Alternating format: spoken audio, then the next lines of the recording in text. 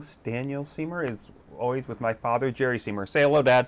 Hello, how are you doing? Okay, well, um, our movie this time is Unhinged 2020, starring Russell Crowe and a bunch of other people that I have no idea who they are. Um, I guess before we start this, I don't know if you knew about this, but I found out that this was a movie that they were originally going to release way back when they thought they were going to release movies again, sometime in, I think, July, before they were going to release Tenet to show people as like something to get people back in the theaters. Uh, do you have any thoughts on that, or? Uh, well, the movie Unhinged describes itself. It's sort of an unhinged movie. Yeah, but in particular, do you think it was a good idea for them to think, hey, we're gonna put this out before Tenet to show people can come back into theaters? No, I don't think that would ever work. Okay. Uh, I guess the best way to start with this movie is to start with the beginning of it, because it actually has a like fairly effective opening scene. Yes, the beginning is very good. I Yeah. mean, and it sort of defines the whole movie, uh, and they Well, could have worked off of it. it sort of defines the good parts of the movie. Yeah, Uh, there's essentially it's Russell Crowe in his car. He's clearly like going through something, having a panic attack or whatever, and then he just kind of marches into the house, beats it down with like some crowbar, beats down the door with like some crowbar, omni tool, walks inside. The people in the house, it's implied he's going through a bitter divorce. People in the house kind of come out, and you see him. It's kind of obscured because it's like halfway in the doorframe, halfway not. Just hit the people, burn down the house, and leave, and it's really effective. It's really but yes. Go ahead. but then they go into the credits. Yeah, the opening credit scene, which I remind you of, is just terrible. It doesn't like fit with the tone. Like this movie can have essentially two tones.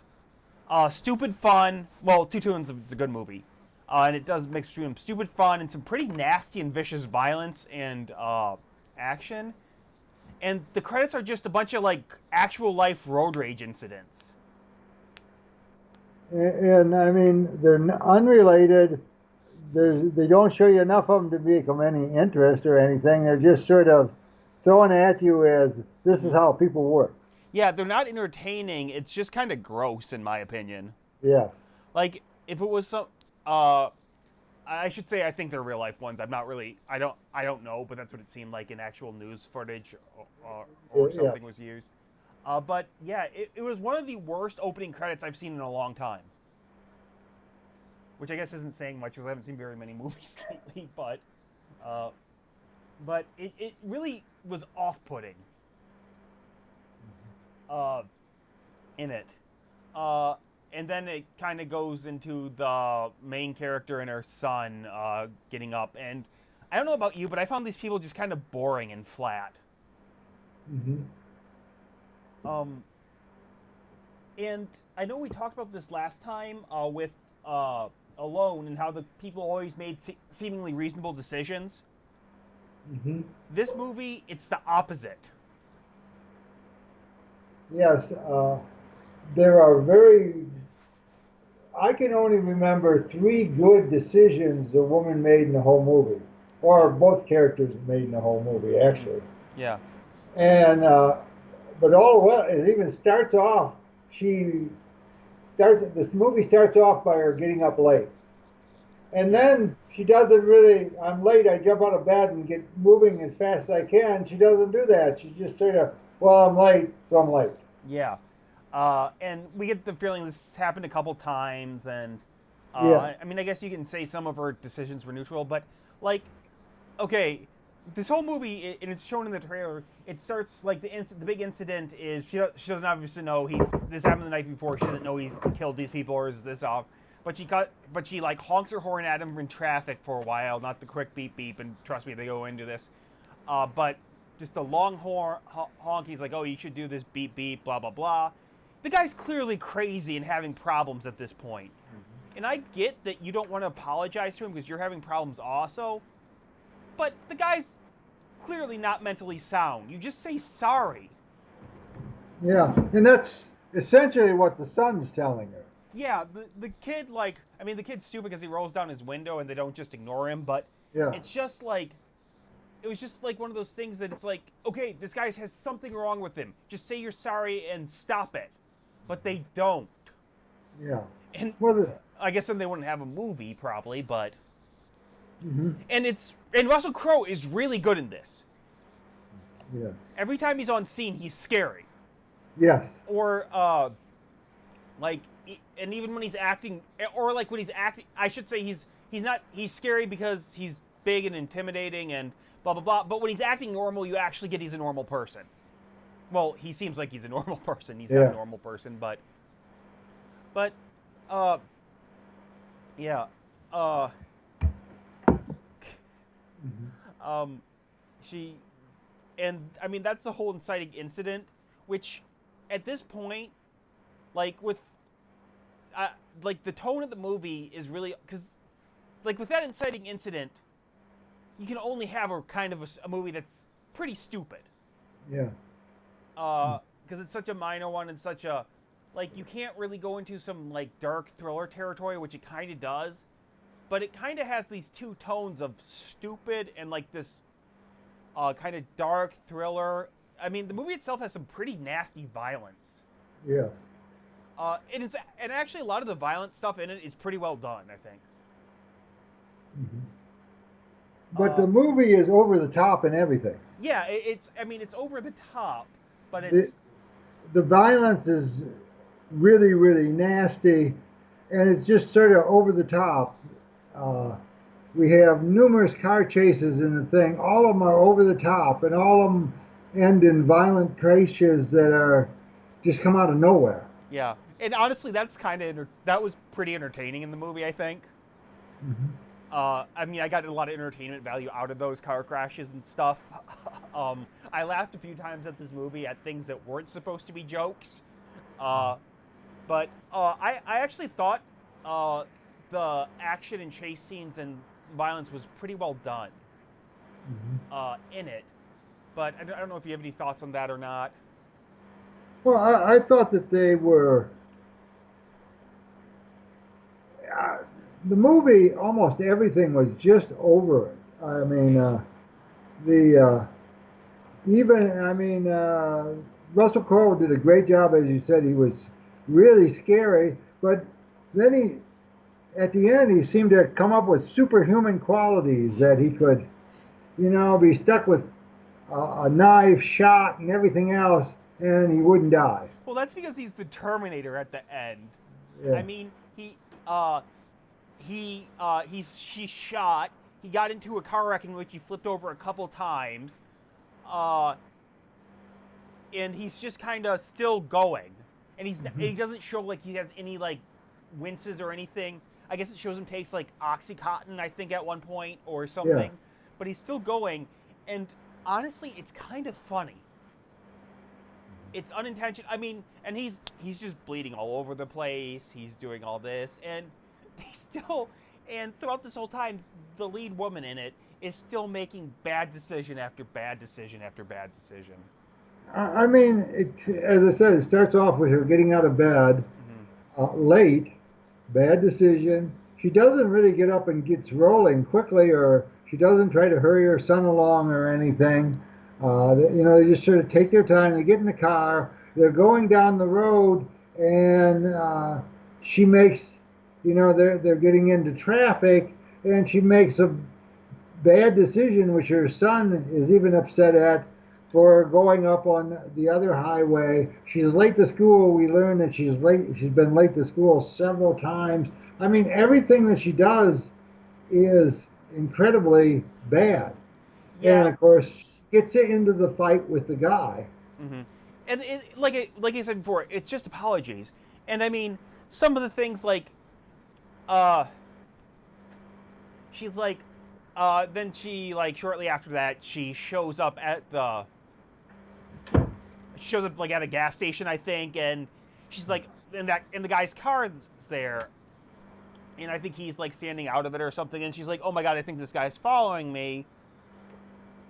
Uh, Mhm. should I call the police? Should I blah blah blah?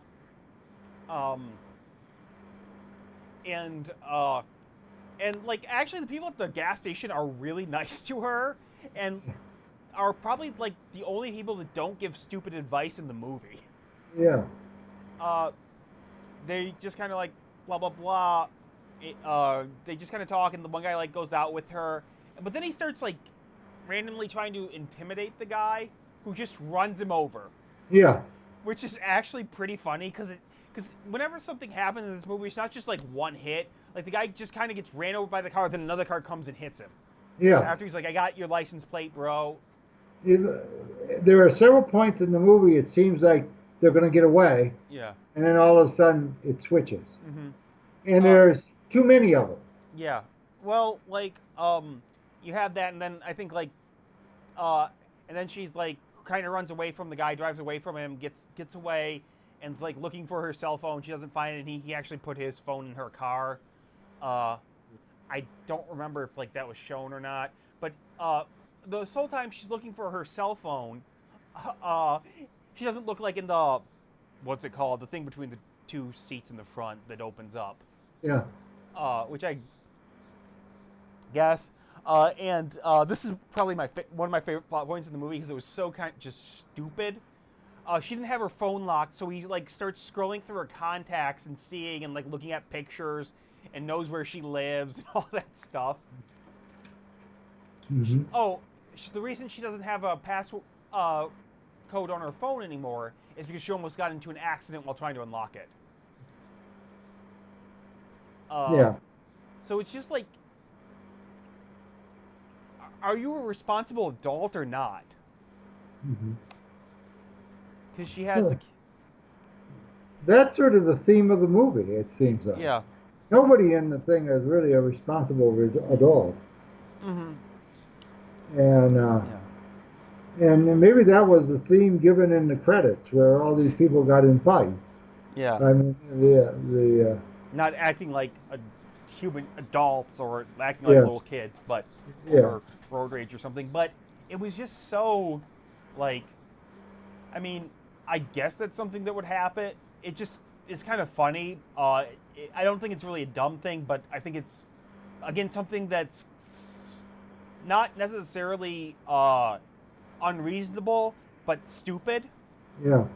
Um, which like then I think he like goes to her lawyer, and like this scene actually bothered me because at one point he just strikes the lawyer in the middle of this restaurant. She's going through a divorce or something, and he's trying to get a hold of her, and he just like actually it starts off pretty good. He's kind of like talking to her like, oh, we're friends, blah blah blah. He says some information from the phone, but then he just hits the guy, Hmm. and like nobody at everybody at the restaurant is like, oh, but then they don't do anything. Hmm. They just sit Oh, there yeah. and sit there and sit there. Nobody's like, hey, what's going on? Hey, stop this. Hey, we're going to call the police. Hey, get out of here. And they do Hmm. that until he kills the guy. Yeah. And I was like, somebody would have done something. But no, they just kind of sit there. And it goes on for, it's not like he hits the guy and then like 20 seconds, it goes on for like a couple minutes. Hmm. Meanwhile, he's talking to the woman on, he left his cell phone in her car, and he's tracking his cell phone with that, which I didn't know you could track those little flip phones. But And well, the tra- she doesn't throw away her phone. yeah, the Uh, phone he gave her yeah, until yeah, until much later. mm-hmm. I mean, she finally gets around to doing that. That's one of the better choices she made in the Yeah, whole movie was throwing it away, but it took her a while to figure mm-hmm. that out.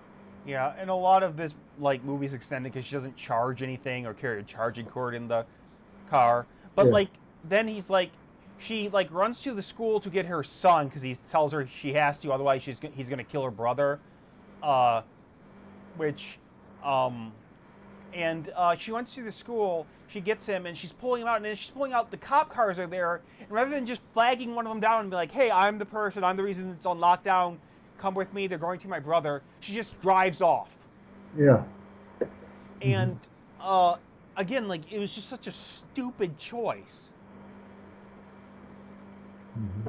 And I actually kind of like what happened with her. the brother is that the guy has his girlfriend and he has a knife, and he just kind of shoves the girl on his knife, and that freaks him out, and then he's able to capture him. Hmm. But which actually the uh, but I mean he's at their house for a while before the cops show up, Yes. and Hmm. you'd figure that it wouldn't be like I don't know, like I don't know how it is, but just the response times in this movies just seem kind of bizarre and very Hmm. much like Right. that. This is when he gets shot. Yeah. Uh but and I don't know. And he's still looking for. And I think he tracks him down again with the phone, and then she eventually destroys it. But Hmm. um, And then he doesn't. Then he's lost her. yeah, well he lost her, and then he finds her, and he like follow, and she drives into like this retirement community or something that they describe as being like spaghetti. Hmm. Um, Well, and it like sort of looks that way in the movie too, because it makes a turn here and a turn there, and yeah, it's this whole like terrible road system, which okay, that's actually kind of something that was kind of clever, and yeah, not. Uh, but then, and mind you, he's been shot in the shoulder or something, and he's just bleeding out profusely. yeah. Uh, but then like they stop at a house to drop the kid off and tell him to go hide in their, well, it's his grandmother's, her mother's house. But they park the car and just leave it in the driveway. Yeah, and it's And got a garage. yeah, it's got a garage. They could have parked it and left it in another driveway. Which I mean, I guess like leaving it out in sight kind of goes with her plan of because she's gonna then when she sees his car ram it with her car. Um, and of course, before this, they had another over the top chase. But they just it's just parked there in the driveway, and then she does that. She hits it with her car. It flips over, if I remember correctly, and then like nothing, he just gets out of it. Yeah. Like I think he gets out of the car faster than she does. Hmm. It just kind of takes her and punches her like once or twice and leaves her there. Uh, and then they have this whole scene where the kid's what is it? He was like hiding in like some hidden attic in the house. Yeah. It was a door in a back of a closet. I thought it was a pretty good hiding place. Yeah, and he's looking for her, and then like we see the door is about to open, and it's his mom who Hmm. comes and opens it, and then of course he knows where the kid is. Yeah. And mind you, the police are all they must have been alerted. There was a car crash, a chase, or something in it. He's still bleeding. He's been that, and so he of course pulls them out, and then a fight ensues. And which kind of this is about at the ending of the movie, which Hmm. had one of the funnier scenes and moments I laughed at. She stabs him in the eye with scissors, and he falls down, and of course he gets back up again, and she just kicks it in and kills him, which I laughed at. But then like it shows them with the cops, and they're talking, and this kid has ligature marks around his neck, and the cops are just like, "Okay, you can leave." Yeah. Oh, you find out the brother didn't die, which he set him on fire, so the cop saved him. But it was all just nonsense. Hmm. I don't know. Do you have anything to add to any of that, or? Well, yeah, it was nonsense. Everything was, as I said, the movie described its title. It was sort of unhinged. It just wasn't all there. It was like a door half off its hinges. Yeah, and I don't think necessarily like I don't think it's really poorly directed or anything. I thought like I said, I thought I liked a lot of the car crashes, and some of the violence was like pretty nasty and brutal. Other was it was stupid, but I just think the script was really bad. Yes. I don't think like all that was it like I mean it ends on a stupid joke for some reason. Hmm. Uh, I don't like really know like it's kind of but like I will say this like I didn't hate the movie or anything because enough with like Russell Crowe and the cat crashes were entertaining enough for me. Some of the violence, like I said, was pretty good. Hmm. Like if it's, I wouldn't like recommend going to theaters or seeing it, but if it's like a B movie playing at a drive-in or something, it might be worth watching. Or if you're with your friends and have some beer, like a Netflix or something. I don't know. What do you think about it? Well, I think that's true. Russell Crowe does put on a good performance, but the question is whether the performance is good enough to hold together a movie that is just off. Yeah, honestly, like you could probably just watch the scenes he's in, uh, and be, and just cut out the rest of the stuff, like when they're on YouTube or anything, and it would be probably pretty entertaining. Yeah. He's not in a lot of the movie, but like I honestly thought like parts of the diner scene, even though like it was stupid how like nobody was reacting. Like if that was just like set at a kitchen table, it would be pretty scary. Yeah. Hmm. But I don't know. I just it wasn't a very good movie, but it did have some stuff that really entertained me in it. Yes. Uh, so I don't think I have anything left to say on it. Do you have anything? No, I don't. I don't think so. I think we went over everything. I mean, it was considerably different from Afraid, in that Alone? the You mean Alone. Alone? I mean, Yeah. Alone. Yeah, in that everyone in Alone made good choices. The bad guys, the good guys, the people that helped, all made uh, well, maybe I wouldn't say good choices, but they all made reasonable choices which you could see yourself making, and most of them were pretty good. Hmm. But in this movie, everybody made bad choices. There were, as I said, only two or three good choices in the whole movie, and and you know, everything seemed to be a little bit just over the top. Hmm. Which wouldn't be bad, but the movie I think took itself too seriously. Yeah. And I think like I said, I don't think that. I just think like, and maybe if this movie took it less seriously at times, it would have been better. Mhm. But like it need maybe some more humor, maybe some maybe if the violence wasn't so graphic or been over the top graphic or something. Yeah. But it just had so many problems with its tone, I think. Yes. And Hmm. it didn't help that all the characters but Russell Crowe were pretty boring.